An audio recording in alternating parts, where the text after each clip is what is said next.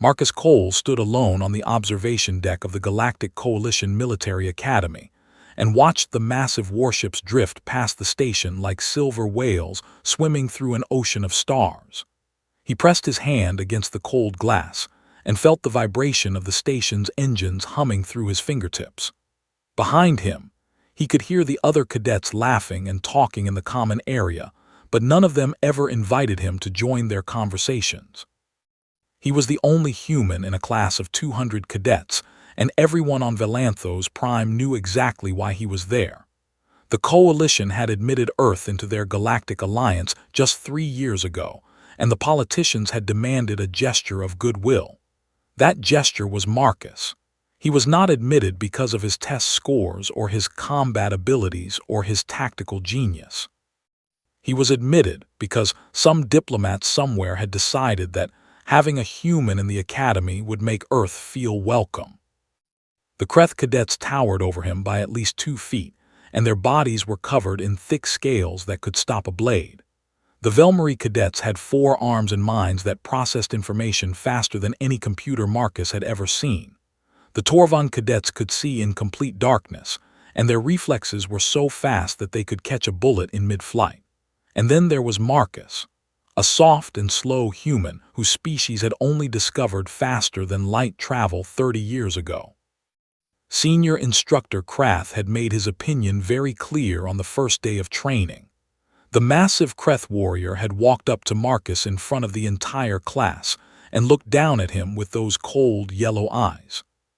"You are here because your politicians demanded it," Krath had said in a voice that rumbled like thunder. "You are not here because you earned it. You will fail every test we give you, and when you do you will go home and tell your people that humans do not belong in command training. They belong in the administrative corps pushing papers and filing reports." Marcus had said nothing in response. What could he say? The Kreth was right about one thing at least. Marcus had failed the physical aptitude tests so badly that the instructors had actually laughed. He had scored adequate on the tactical simulations, which was the polite way of saying he was barely competent. His name appeared at the bottom of every ranking list, and the other cadets had stopped bothering to learn his name. They just called him the Human, as if that explained everything. The only person who ever talked to him was Lyrian.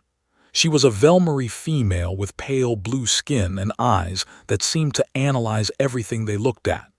She had approached him in the library during his second week at the academy and sat down across from him without asking permission. "I find you fascinating," she had said in that direct way the Velmari always spoke. "You continue to attend classes and complete assignments even though you have no realistic chance of passing the final evaluation. Most species would have quit by now. Why do you persist?" Marcus had looked up from his datapad and studied her face. The Velmari were known for their cold logic and their complete lack of emotional attachment. They did not make friends. They made observations. "Because I am not done yet," Marcus had replied. Lyrian had tilted her head in that way. She always did when she encountered something that did not fit her predictions. "That is not a logical answer," she had said. "Maybe not," Marcus had agreed, "but it is the only answer I have." Since that day, Lyrian had made a habit of sitting with him during meals and studying with him in the library. She claimed it was purely for research purposes. She was writing a paper on human psychology, and Marcus was her only available subject. But Marcus suspected there was something more. The Velmari might claim they had no emotions, but Lyrian always seemed to appear whenever the other cadets were being particularly cruel. Now as Marcus stood on the observation deck, he heard the announcement echo through the station's speakers. The voice belonged to Senior Instructor Mevath, who was a Velmari with silver eyes, and a reputation for designing the most brutal training exercises in the Academy's history. "Attention all cadets. The final battle test will commence in 72 hours. All participants must report to the central briefing room at 0800 tomorrow for mission parameters. This test will determine your final ranking and your eligibility for command positions within the Coalition fleet." Marcus felt his stomach tighten. He had known this was coming. The final battle test was legendary among the cadets. It was a fully immersive neural combat simulation that connected directly to the brain. Everything in the simulation felt completely real. The pain, the exhaustion, the fear. Cadets who broke under the pressure were medically discharged and sent home in shame. The Kreth considered the test a sacred rite of passage. The Velmari considered it a necessary tool for statistical filtration. The weak were removed and the strong were elevated. It was brutal and efficient, and exactly the kind of thing the Coalition valued. For Marcus, the test was something else entirely. It was a trap. He had seen the way the instructors looked at him when they thought he was not watching. He had heard the whispers in the hallways. The final battle test was going to be his public execution. Not literally, of course.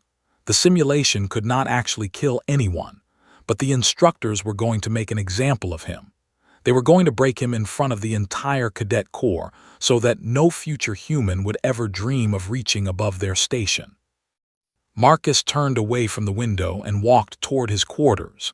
His footsteps echoed in the empty corridor, and he let his mind wander through the plans he had been building for months. The other cadets thought he spent his evenings studying tactical manuals and combat techniques. They were wrong. Marcus had given up trying to win their tests weeks ago. He had realized very early that he could never beat a Kreth in physical combat. He could never outthink a Velmari in tactical planning. He could never match a Torvon in reflexes and speed.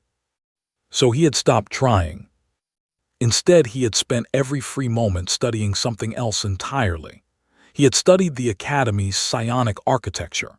He had read every technical manual he could find about the neural link technology. He had spent hours in the simulation chambers running unauthorized diagnostic programs and mapping the flow of data through the system. The instructors thought he was a failure because he kept scoring at the bottom of their tests. What they did not understand was that Marcus had stopped taking their tests seriously a long time ago. He was preparing for a different kind of battle, one that none of them could see coming. Lyrian found him in his quarters later that night. She walked in without knocking because the Velmari did not believe in unnecessary social rituals. "You are not afraid," she observed as she sat down on the edge of his bed. "The other cadets are terrified of the final battle test. I can see it in their elevated heart rates and their nervous movements. But your vital signs are completely stable. Why?" Marcus looked up from the datapad. He was studying and smiled. "Because I am not going to fight their battle," he said. "I do not understand," Lyrian admitted. "The test parameters are fixed. You will face 5 senior instructors in combat simulation.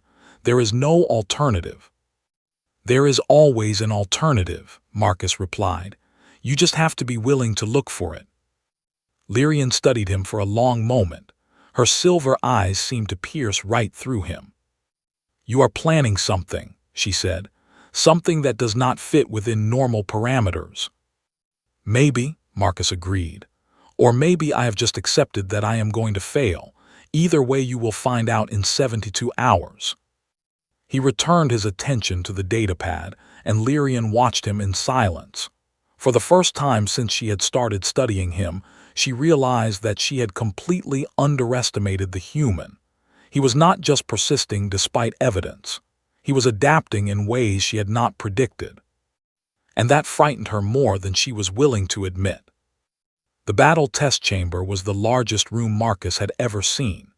It was a massive sphere nearly 300 meters across, and every inch of the curved walls was covered in psionic amplifiers that glowed with a soft blue light. These amplifiers would project the simulation directly into his brain and make everything feel completely and terrifyingly real. Marcus stood in the center of the chamber and looked up at the observation theater that floated above him like a metal cloud. Nearly 200 cadets sat in those seats, and they were all neural linked to the simulation. They would experience everything Marcus experienced. They would feel his fear and his pain and his eventual defeat. That was the point of making the test public. It was supposed to teach lessons that words alone could never convey. Senior Instructor Krath's voice boomed through the chamber's speakers. Cadet Cole, your objective is simple. Survive for 15 minutes against 5 senior instructors. You may use any tactics you wish.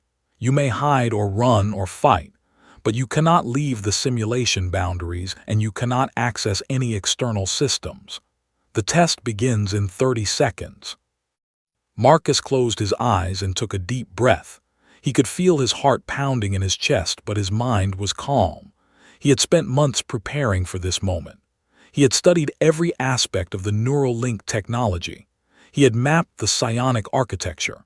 He had run hundreds of unauthorized simulations to understand exactly how the system worked. The instructors thought they knew what was going to happen. They expected him to run and hide like a frightened animal. They expected him to beg for mercy when they finally cornered him.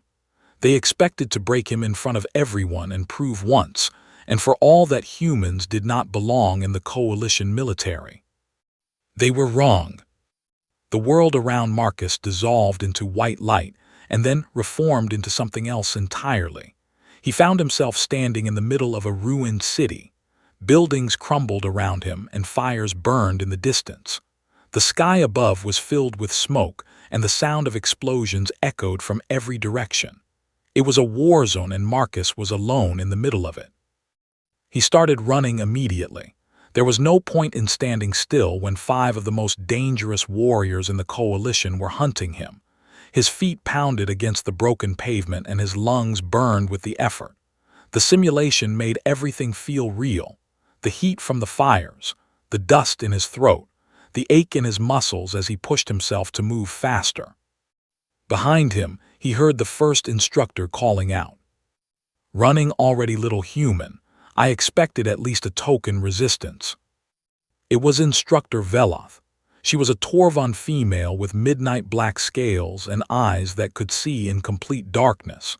Marcus had watched her move during training exercises, and she was fast, faster than anything he had ever seen.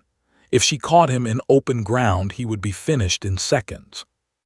Marcus ducked into a collapsed building and scrambled over the rubble. He could hear Veloth's footsteps getting closer. She was toying with him, playing with her food before the kill. He burst out the other side of the building and found himself face to face with Instructor Mevath. The Velmarie stood perfectly still with all 4 of his arms crossed over his chest. His silver eyes tracked Marcus with cold precision. Predictable, Mevath said. You ran in a straight line away from your first pursuer, which meant you would exit through this building. A child could have calculated your trajectory. Marcus dodged to the left just as Mevath's arm shot out to grab him. The Velmarie was fast, but Marcus had expected the attack. He had studied Mevath's movement patterns during training and knew that the instructor always struck with his upper right arm first. He scrambled down a narrow alley and heard Mevath's calm voice calling after him. Impressive reflexes for a human, but reflexes will not save you. Up in the observation theater, the cadets watched Marcus run through the ruined city. They could feel his fear pounding through the neural link. They could feel his exhaustion growing with every step. Most of them were smiling. This was exactly what they had expected. The human was running like prey because that was all humans could do. Lyrian sat in the front row and watched with growing unease. Something was wrong. She had studied Marcus for months and she knew how his mind worked. He was not panicking. Despite everything, the simulation was making him feel his thoughts were clear and focused. He was not running away from the instructors. He was running towards something. But what? In the simulation, Marcus burst out of the alley and found himself surrounded. All 5 instructors had converged on his position, and they stood in a loose circle around a bombed-out plaza. Senior Instructor Krath towered over the others with his cybernetic claws gleaming in the firelight. Instructor Veloth crouched low with her muscles coiled to strike. Instructor Mevath stood perfectly still with his silver eyes calculating every possible outcome. Instructors Tavan and Reth completed the circle with weapons drawn, and expressions hungry for the kill. "Nowhere left to run, little human," Krath rumbled.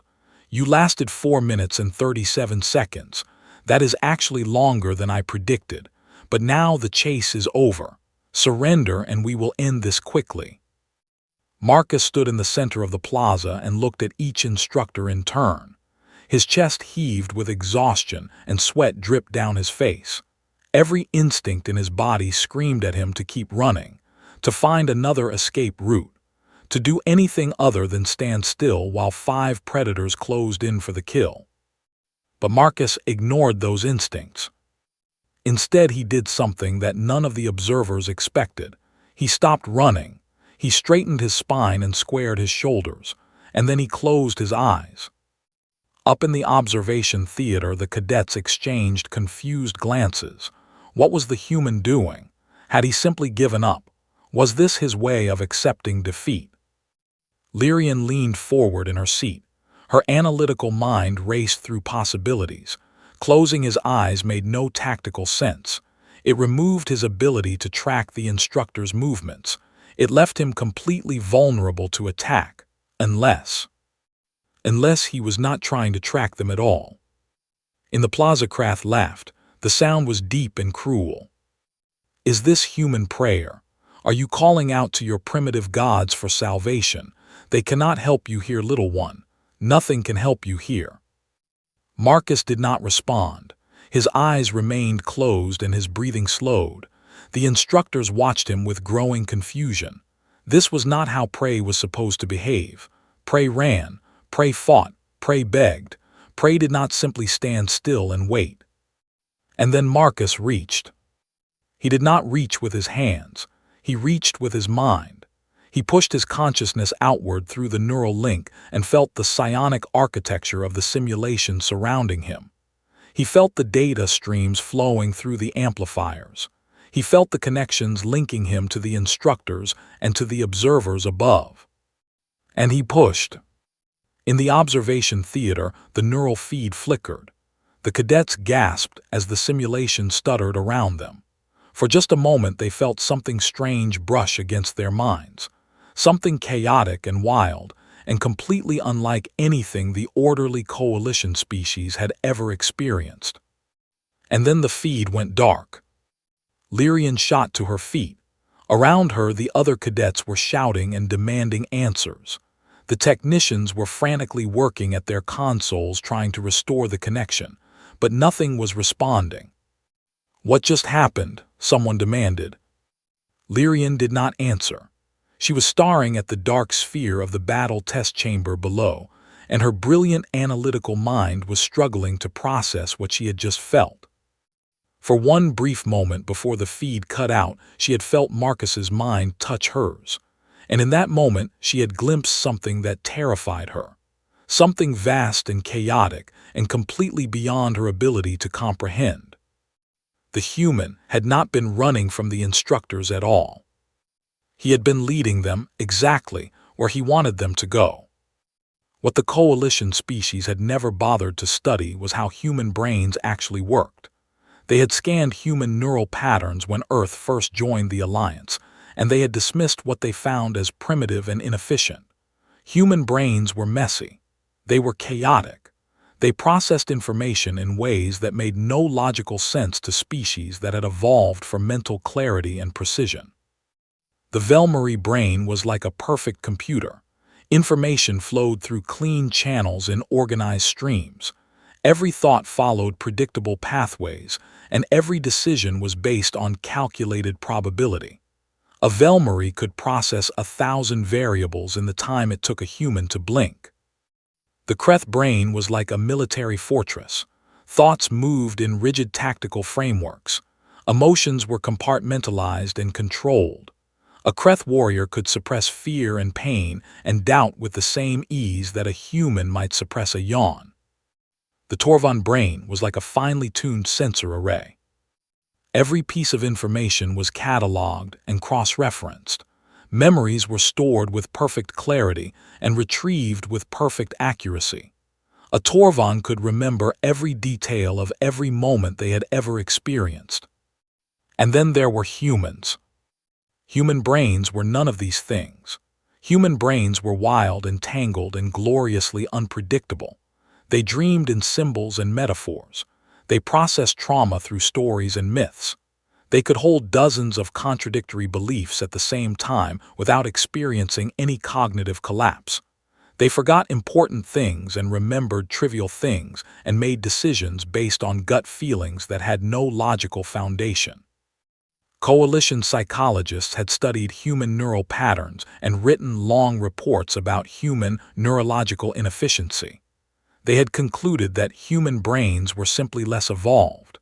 The chaos was a flaw. The unpredictability was a weakness. Humans would never be able to match the mental discipline of the coalition species. But they had missed something crucial. They had missed the fact that the chaos was not a bug, it was a feature. Human brains had evolved on a planet where survival required constant adaptation. Early humans had faced predators and disasters and environments that changed without warning. They could not afford the luxury of rigid mental frameworks. They needed brains that could improvise, brains that could find patterns in chaos, brains that could imagine possibilities that had never existed before. Human creativity was not a byproduct of inefficiency. It was the result of millions of years of evolutionary pressure that had selected for minds capable of thinking the unthinkable. And the coalition's psionic technology had never been designed to handle minds like that. Marcus had figured this out during his second month at the academy. He had been running a diagnostic program on one of the training simulators when he noticed something strange. The neural link was not just projecting information into his brain. It was also reading information from his brain. The connection was bidirectional. This made sense from a technical standpoint. The simulation needed to know what the user was thinking in order to respond appropriately. If a cadet decided to turn left, the simulation needed to update the environment accordingly. The link read the intention and adjusted the projection. But Marcus realized that this created a vulnerability. If the link could read his thoughts, then theoretically, he could push his thoughts back through the link. He could send information in the direction it was not supposed to go. He had spent weeks testing this theory in secret. He would enter a training simulator and focus his mind on a single image, a red circle, a blue square, a memory of his mother's face, and then he would push that image outward through the neural link. At first, nothing happened. The link was designed with filters that blocked unauthorized data transmission, but Marcus kept trying. He experimented with different mental techniques. He meditated. He practiced visualization exercises. He studied ancient human traditions of mental discipline from cultures all over Earth. And slowly, he began to understand something important. The filters were designed to block organized thoughts. They were designed to catch the clean data streams that coalition species produced. They were not designed to handle the raw, unfiltered chaos of a human unconscious mind. When Marcus pushed a clear image through the link, the filters caught it and blocked it. But when Marcus let his mind relax and allowed his unconscious thoughts to flow freely, the filters did not know what to do. The chaotic jumble of dreams and memories and emotions and associations slipped through the cracks like water through a sieve. This was what Marcus had been preparing for. This was the weapon that none of the instructors could see coming. In the battle test chamber, Marcus stood in the center of the plaza with his eyes closed and 5 senior instructors surrounding him. His conscious mind stepped back and his unconscious mind surged forward. He did not push a single thought through the neural link. He pushed everything. Memories of his childhood flooded through the connection. The smell of his grandmother's kitchen, the sound of rain on a tin roof, the feeling of grass under his bare feet, the taste of his first kiss, the terror of a nightmare he had when he was 6 years old, the joy of winning a race against his brother, the grief of losing his father to cancer. But it was not just memories. It was the way human minds connected those memories, the strange associations that linked the smell of cinnamon to the feeling of safety. the inexplicable connection between a certain song and a certain shade of blue, the way a random word could trigger a cascade of emotions that had nothing to do with the word's actual meaning. This was the chaos that coalition species could not understand. This was the beautiful tangled mess of human consciousness, and Marcus poured all of it through the neural link into the minds of the 5 instructors who were connected to him through the simulation. For Krath, the experience was like being caught in a storm. His rigid tactical frameworks shattered under the weight of information that followed no pattern he could recognize. He tried to compartmentalize the incoming data, but there was no way to sort it. It was all connected to everything else in ways that defied logic. For Mevath, the experience was like drowning in an ocean with no surface. His analytical mind tried to process the data, but there was too much of it. Every time he isolated one stream of information, it branched into 1,000 others. The clean channels of his consciousness overflowed and spilled into each other. For Veloth, the experience was like staring into a light that was too bright to see. Her perfect memory tried to record what was happening, but the data kept changing. Memories shifted and transformed. Emotions bled into each other. Nothing stayed still long enough to be cataloged. And for all of them, the experience was something else as well. It was contact with an alien mind in the truest sense of the word. They had encountered many species in their long careers, but they had never encountered anything like this. Human consciousness was not just different from theirs. It was different in a way that their minds had no framework to understand. They had been prepared for battle. They had been prepared for resistance. They had been prepared for every tactical possibility that their combined 400 years of experience could imagine. They had not been prepared for this. In the observation theater, the feed went dark and stayed dark. The cadets shouted and the technicians worked frantically, but nothing responded. The psionic amplifiers were still active. The simulation was still running, but no one could see what was happening inside. Lyrian pressed her hands against the glass and stared down at the sealed chamber below. She alone among all the observers had some idea of what Marcus had done. She had felt that brief touch of his mind before the connection was severed. And she knew with absolute certainty that the instructors had felt it too. But unlike her, they were still connected. They were still linked to that beautiful, terrible chaos, and they had no way to escape. The human had not just survived the battle test. He had turned it into something else entirely. He had made the hunters into the prey. And no one in the coalition had ever seen anything like it before. The silence in the observation theater was deafening. 200 cadets sat frozen in their seats and stared at the blank screens that should have been showing them the battle test. The neural link had been severed so abruptly that many of them were still disoriented from the disconnection. Some pressed their hands to their temples. Others blinked rapidly as if trying to clear their vision. Lyrian was the first to notice that something was seriously wrong. She had trained herself to observe details that others missed, and right now every detail was screaming danger. The simulation safety protocols should have triggered an automatic shutdown the moment the feed was disrupted. The chamber doors should have opened. Medical teams should have rushed in to check on the participants. But none of that had happened. The chamber remained sealed. The status lights on the control panels pulsed an amber color that Lyrian had never seen in any training manual. The technicians were typing frantically at their consoles, but their faces showed growing panic. "The system is not responding," one of the technicians announced. His voice cracked with fear. "I cannot access the shutdown protocols. The chamber is completely locked." "Override it manually," Cadet Vorn demanded. He was a Kreth, and his scales had flushed dark red with agitation. "Break down the door if you have to." "The door is reinforced to withstand orbital bombardment," the technician replied. "We cannot break through it without cutting equipment that will take hours to arrive." Lyrian pushed past the other cadets and made her way to the control panel. Her 4 hands flew across the interface as she tried to access the diagnostic systems. What she found made her blood run cold. "The psionic amplifiers are still active," she announced. "The simulation is still running, but the data flow is completely corrupted. I have never seen readings like this." "What does that mean?" someone asked.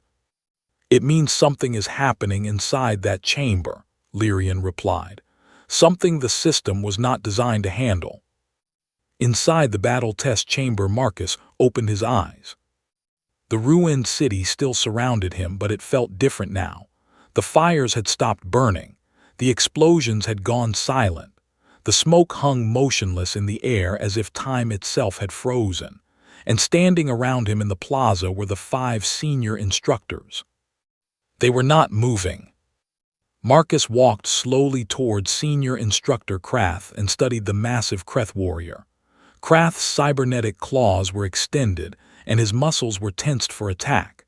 His eyes were open, and they tracked Marcus as he approached, but his body was completely still. He was locked in mid-motion like a statue carved from living flesh. "Can you hear me?" Marcus asked. Krath's mouth moved, but no words came out. His jaw worked silently, and his eyes widened with something that might have been fear. Marcus had never seen fear in a Kreth's eyes before. He had been told it was impossible. The Kreth were warriors who had evolved beyond such weakness. But there it was, plain and unmistakable. Marcus moved on to Instructor Meveth. The Velmary stood perfectly straight with all 4 arms frozen at his sides. His silver eyes followed Marcus, but they had lost their cold precision. Now they showed something else: confusion, bewilderment. The analytical mind behind those eyes was struggling to process information that did not fit any known pattern. "I did not attack you," Marcus said quietly. "I want you to understand that. I did not try to hurt you or control you. I just showed you what it feels like to be human." Meveth's lips moved. A whisper escaped. "Chaos, so much chaos. How do you survive it? How do you think through the noise?" "We do not think through it," Marcus replied. "We think with it. The noise is not something we filter out. It is part of who we are." He continued around the circle. Instructor Veloth was crouched low with her midnight scales gleaming dully in the frozen firelight. Her perfect memory was trying to record everything she was experiencing, but the data kept shifting and changing. She could not hold on to it. Every time she captured one piece, it transformed into something else. "Your minds are so ordered," Marcus said as he passed her. "So structured, you process information in clean lines. But human minds do not work that way. We are messy. We are chaotic. We contradict ourselves constantly. And that chaos is not a weakness." He stopped in front of Instructors Taven and Reth. They were the youngest of the 5, and they looked the most affected. Their weapons had fallen from their hands, and their faces were slack with shock. They had never experienced anything like the torrent of human consciousness that had poured through the neural link. "The Coalition dismissed us because we were different," Marcus continued. "You looked at our brains and saw inefficiency. You saw primitive neural patterns that could not match your processing speed. But you never asked why our brains evolved this way. You never considered that the chaos might serve a purpose." He turned back to face all 5 instructors. "Human minds evolved to survive on a world where nothing was certain. We needed brains that could adapt to anything. Brains that could imagine possibilities that had never existed. Brains that could find patterns in chaos. Your minds are powerful, but they are also rigid. When you encounter something that does not fit your frameworks, you do not know how to respond." Marcus reached up and touched his temple. "This is what I am. This is what all humans are. We are not lesser versions of you. We are something completely different, and maybe that difference is exactly what the Coalition needs." He closed his eyes and focused his mind. Slowly and carefully he began to pull back the flood of consciousness he had released.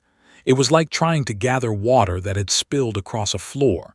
He could not recover all of it. Some would remain in the instructors' minds forever.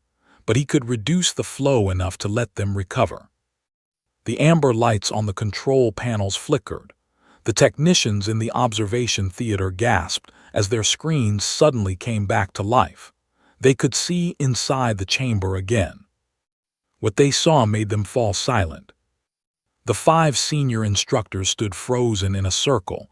Their bodies were locked in place and their eyes stared at nothing. And in the center of that circle stood Marcus Cole, the human, the quota admission, the cadet who had been expected to fail.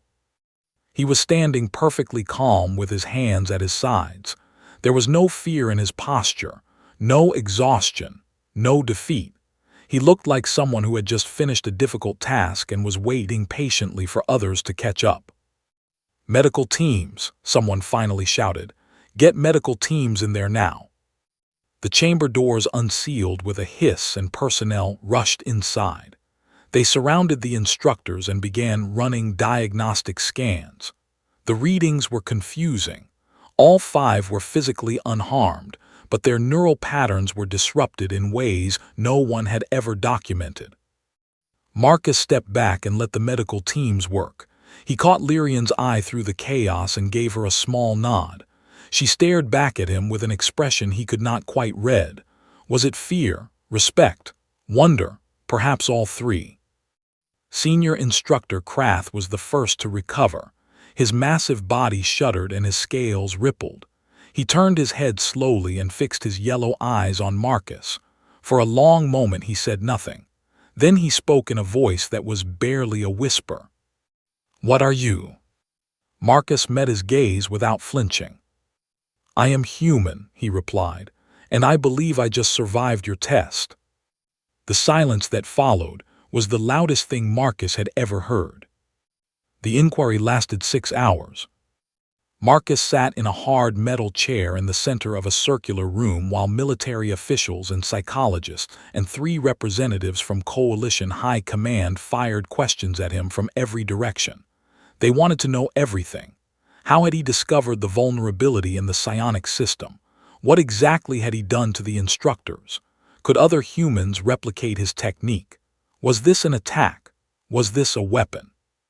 Marcus answered their questions as honestly as he could. He explained his months of research. He described the unauthorized diagnostic programs he had run. He walked them through his theory about human neural patterns and the bidirectional nature of the neural link.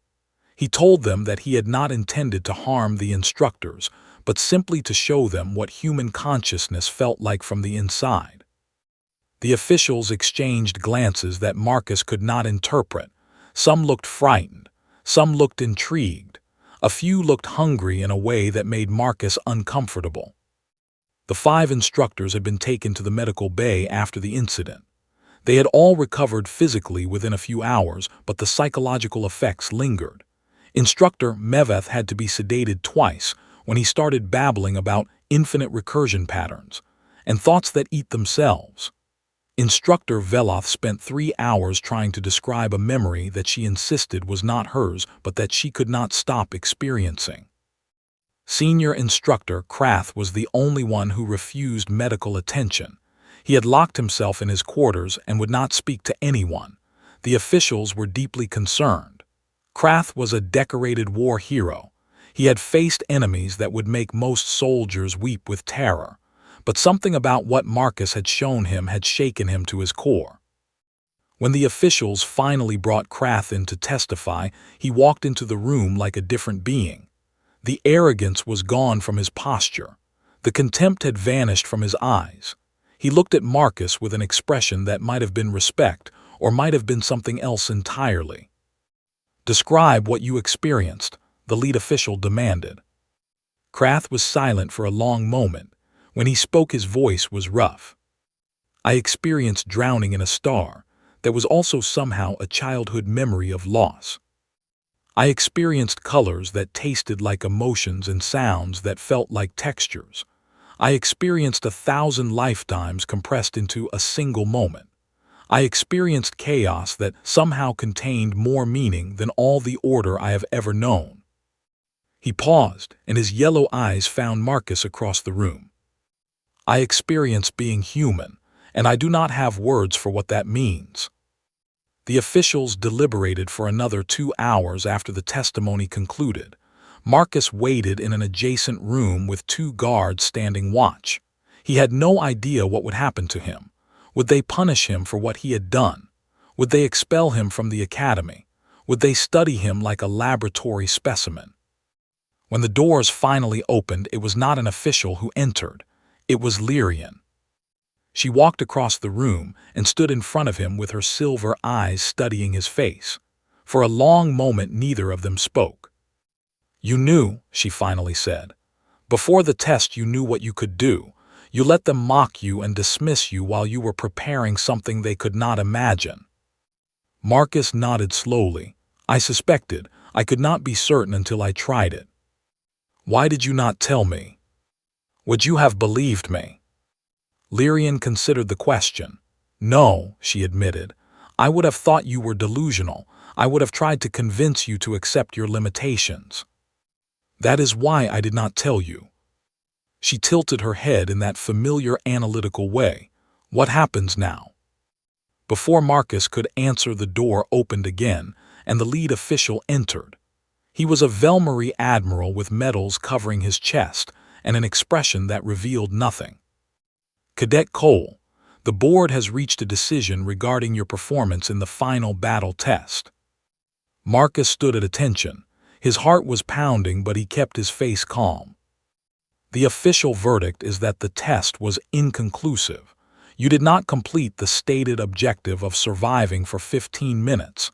However, you did demonstrate capabilities that the test was not designed to measure. Therefore, you will not be failed." Marcus let out a breath he had not realized he was holding. "But you will also not be passed," the admiral continued. "Instead, you are being transferred effective immediately. A new division has been created specifically for cases like yours. It is called the Office of Adaptive Psychological Warfare. You will report there tomorrow at 0600. The admiral paused, and something flickered in his silver eyes. Something that might have been curiosity or might have been fear. "Congratulations, Cadet Cole. You have just become the first human to be recruited rather than admitted. I suspect you will not be the last." 1 year later, Marcus stood on a different observation deck on a different station. This one orbited Earth, and he could see his home planet turning slowly beneath him. Blue oceans and green continents and white clouds swirling across the surface. So much had changed in 12 months. The Office of Adaptive Psychological Warfare had grown from a single cadet to a full division. Human volunteers had been recruited from every nation on Earth. Scientists from the coalition had been assigned to study human neural patterns with a respect they had never shown before. And the coalition's enemies had begun to hear rumors. Whispers spread through the galaxy about a new weapon, a species whose minds could not be predicted or controlled, a people whose thoughts were so chaotic that they could overwhelm even the most disciplined warriors. Some of those rumors were exaggerated, some were not. Lyrian found him standing at the window just as she had found him so many times before. She had transferred to Earth 6 months ago to continue her research. Her paper on human psychology had become required reading at the Academy. "The Velmarie High Council has officially requested that human cadets be assigned to their fleet," she said. "They believe your psychological warfare capabilities could provide a strategic advantage against the Directorate." Marcus smiled. A year ago they would not let humans push papers. Now they want us on the front lines. "Fear is a powerful motivator," Lyrian observed. "They are afraid of what you can do. They would rather have that fear pointed at their enemies."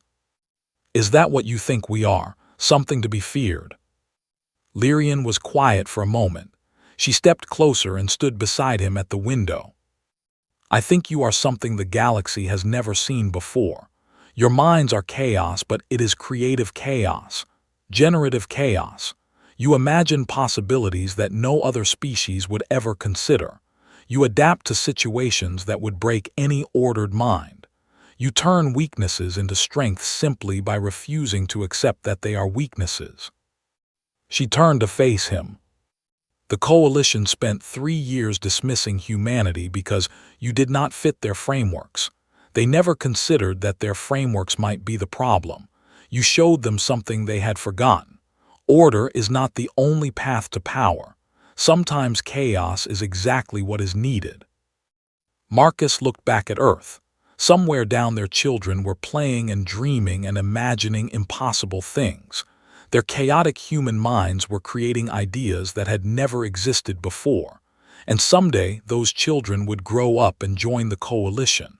They would bring their chaos with them, and the galaxy would never be the same.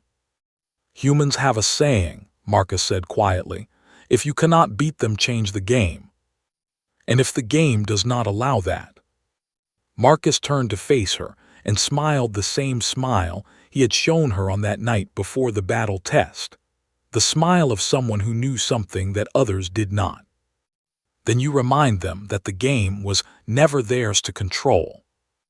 Outside the window, the stars stretched into infinity. Somewhere out there, enemies were plotting and allies were scheming, and the future was being written by forces beyond any single being's control. But for the first time in history, humanity had a seat at the table. And they had earned it not by becoming like the coalition, but by being exactly what they were. Chaotic, unpredictable, creative, human. The galaxy would learn to respect that, or the galaxy would learn to fear it. Either way, humanity was no longer asking for permission. They were taking their place among the stars.